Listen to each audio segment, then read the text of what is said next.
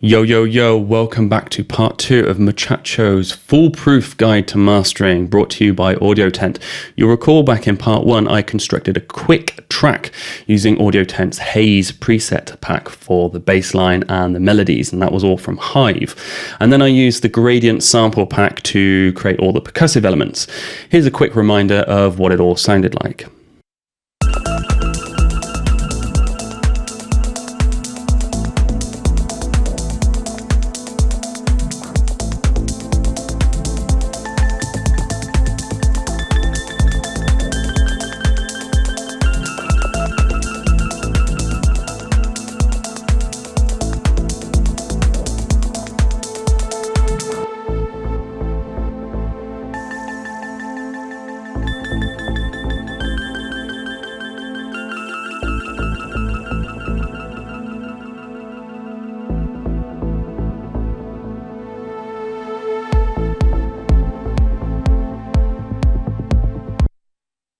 You'll also remember we went through the process of exporting it ready for the mastering stage.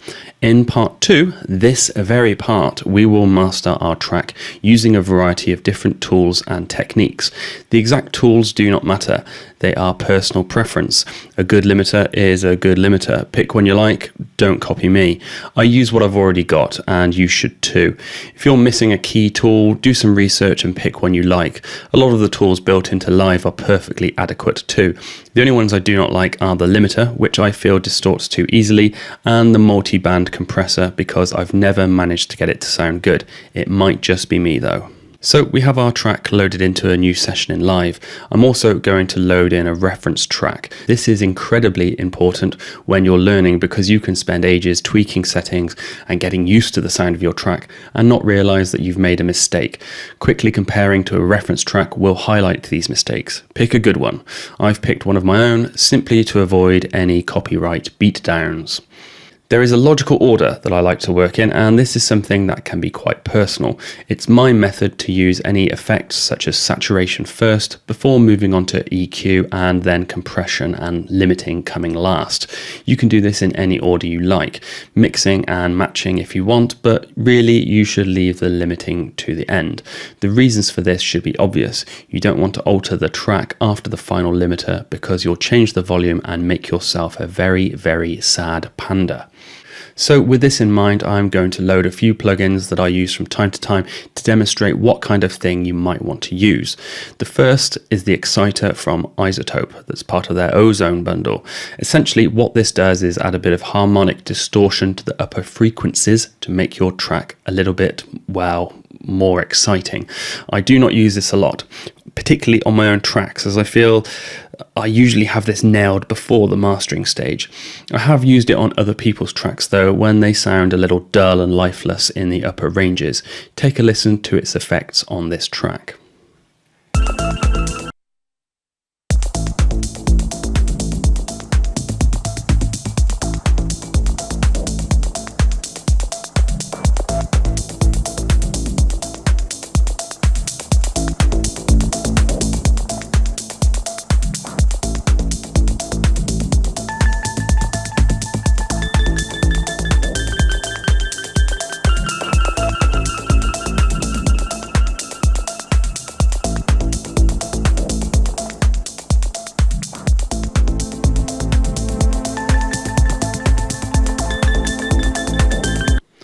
Tool that I will occasionally use on my own track is Gullfoss, I think it's pronounced that way anyway, which is a sort of dynamic EQ.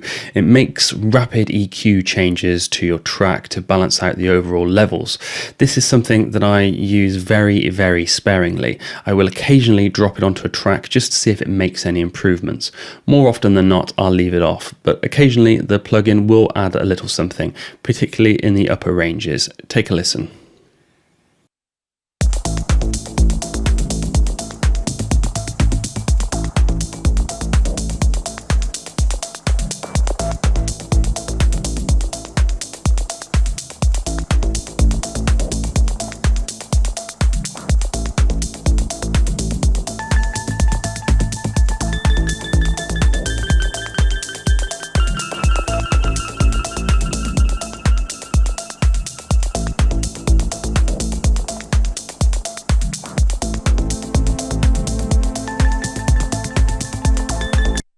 At this point, it might be worth discussing effects like stereo wideners. I generally don't use these on my tracks because if my track needs width, I'll do it by panning much earlier in the process. Wideners do have a place though, especially if you don't have access to the source material, but just be ultra careful not to widen the low end. Where they can be useful is by narrowing the lower frequencies. As you mix your track, you should always check in mono anyway, but it's good to have this tool available at the mastering process, particularly if your bass frequencies are getting a bit out of hand in the stereo field. So moving on from a tool that I rarely use to a tool that I nearly always use, and that's tape saturation. To be clear, I don't use this to make a track sound like it's being played from a tape. I use it for the subtle distortion, and that's the key word here, subtle. My favourite tool for warming tracks up is of course Satin by Yuhi, but there are a load of great alternatives out there. Satin is just the one that I used that literally made me say wow when I first used it. I'll sometimes alternate between Satin and True Iron, which does a similar thing in terms of saturation, only this plugin is modelled on transformers as opposed to tape. Take a listen.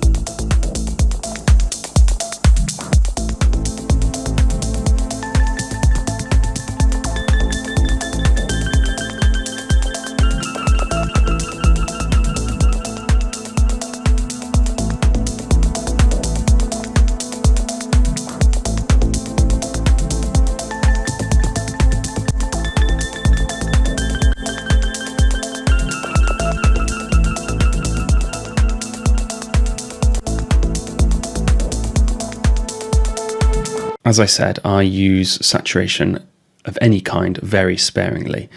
Another alternative is console emulation. I like the NLS plugin from Waves. You just turn up the drive and listen to the magic. So next, after the effects section, I like to EQ. Again, on my own tracks, I use very little, if any, EQ on the overall mix because I try to get it right in the production stage. It's a lot easier to tame an annoying sound individually rather than lowering the whole mix to compensate. But on tracks that I need to add a little extra something, I will make some small alterations. One handy technique is to sweep your track for annoying resonance peaks. Lowering these now will really help when you get to the limiting stage. The way I do this is turn the Q all the way up and the gain also, then I just sweep through the track listening for anything particularly horrible. Once I identify it, I just lower that frequency by a dB or two. Have a listen.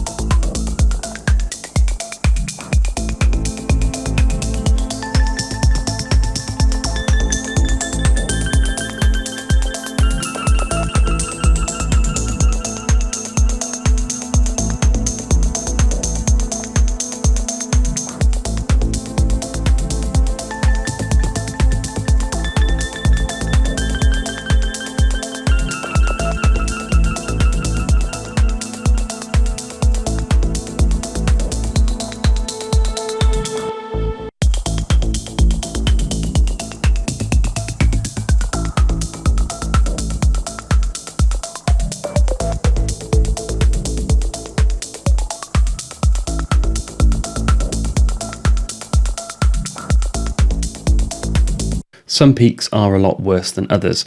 The resonant peaks make you want to pull your eyeballs out. These are the ones you should be targeting.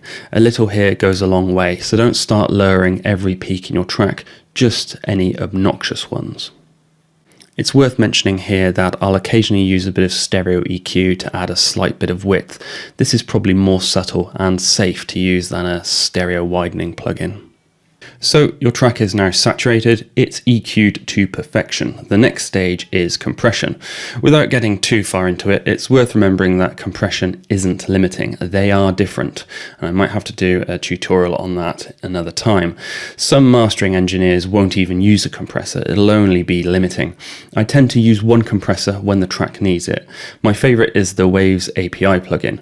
I'll compress by 2 dB maximum here, and only if the track really needs it. Hopefully 2 dB would be more than enough and you'll be at a decent level already.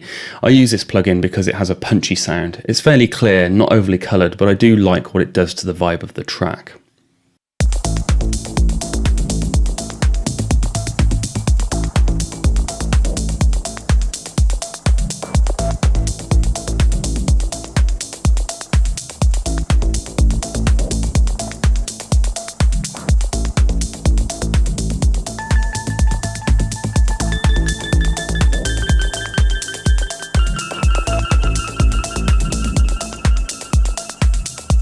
So here we are at the final stage of the process. Limiting is the cherry on the top of your track and should be used as sparingly. You never want too many cherries. Here I will generally use the L2 from Waves or the maximizer from Isotope. In my opinion, the Ozone maximizer is the cleanest limiter around. I don't tend to use multi-band limiting on my own tracks because if you think about it, what it's doing is lowering individual parts of the track in a similar but not identical way to dynamic EQ. To me, this is altering my mix too much. Maybe it's just my own paranoia. I have used it to great effect on music before though, and it's a very powerful tool when you need to eke out the last dB of loudness. If I get sent a track that is clearly very dynamic and requires a lot of limiting to bring it up to a competitive level, I will use multi-band limiting. Take a listen.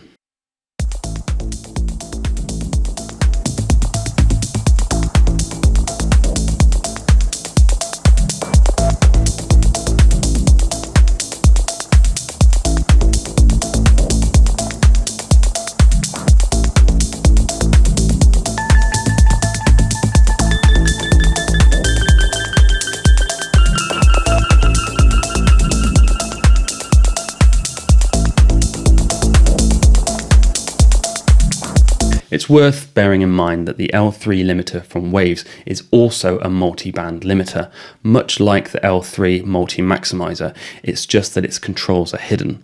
Many people, including myself, prefer the sound of the L2 over the L3. I hear a lot of people say things like the L2 or L3 series from Waves has been surpassed, but honestly, a good plugin is always a good plugin.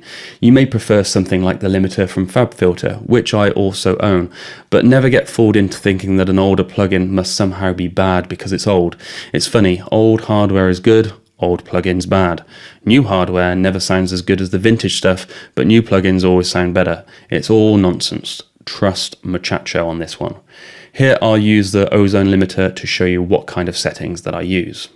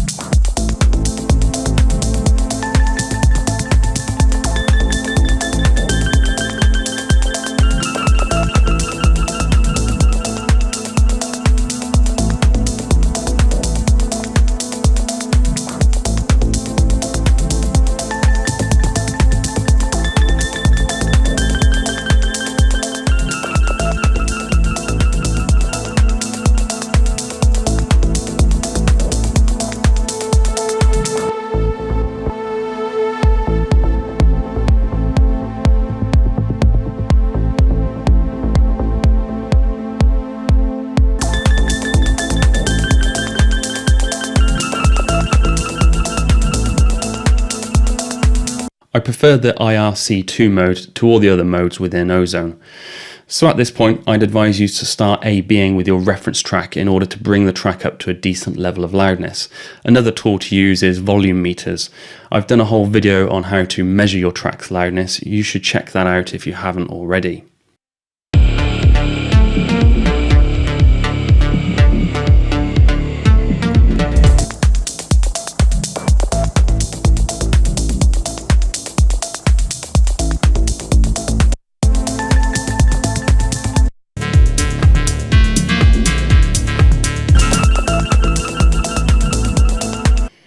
My final tip is to leave off 0.1 dB at the end.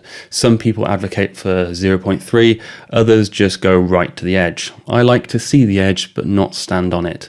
This gives me a little bit of peace of mind when rendering, although it's probably not necessary with today's modern plugins. So now all you need to do is render it, add in some dither on the final limiter if you haven't already got a load of noise in your track from some emulation plugin, and you're good to go. Always save your mastering session and your pre-master so that you can quickly go back and make changes. Once rendered, I advise you to test it by mixing it into other records like a DJ would. This way, if there's a sudden drop in energy from the high end or an overpowering kick drum, it should highlight this to you fairly easily. So that's the way I go about doing it anyway. You might have a different method, you might think I'm doing it backwards, but this way has always worked for me. I think the way I do it is logical. I have watched many videos and talked to many mastering engineers, and they kind of all do the same sort of thing. I think the one intangible thing that you can't teach is the methods and the skills they have in here between the ears. It's one of these things that you can follow this process many times, but you're still going to make mistakes. You're still going to mess things up. I mess things up a lot, and I've released records where I wish I could go back and just change little bits here or there. But with experience, you make less mistakes. And I think there's no way of cheating this. You've just got to practice. And with experience, you'll be able to hear the things that today you can't hear. I think using reference tracks is a really quick way of almost cheating the system, because you've got a professionally mastered track right next to you and you can just compare your track to the reference track. So give it a go and let me know down in the comments how you get on.